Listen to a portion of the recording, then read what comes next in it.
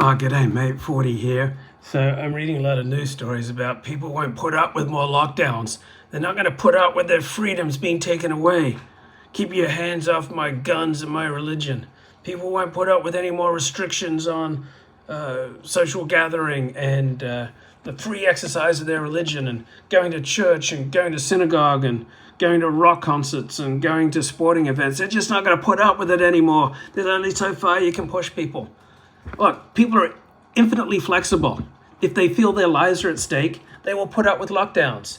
If they know that the government is going to bail them out financially and send them a check, they'll put up with not going to work. People will put up with sitting around all day watching Netflix, right? It's not like there's a certain amount of restriction on their freedom and then people just rise up and revolt.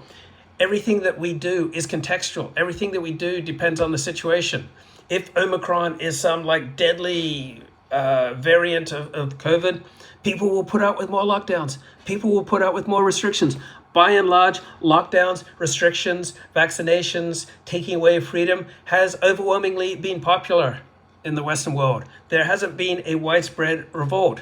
In the very opposite has occurred. The populists, the anti-elitists have steadily lost influence and lost popularity. So the insurgent populist parties in Europe have suffered.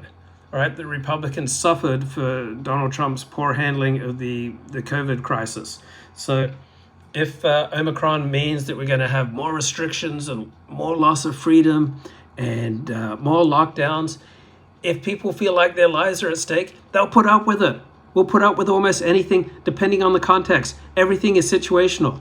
If the situation determines that we're best off staying at home, we will stay at home. If the situation determines we're best off not going to work, we'll not go into work.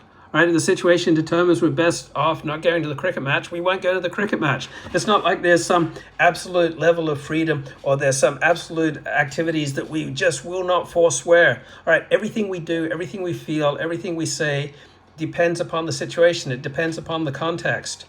So in a certain context, we'll be glad to stay home. Right? In another context, we'll be glad to forego this or that social event. All right? So I don't know what Omicron poses to us, but by and large, people will react to the situation. And if Omicron, the new COVID variant, poses a substantial risk to life and limb and health and our well-being, then people will go along with whatever measures are recommended.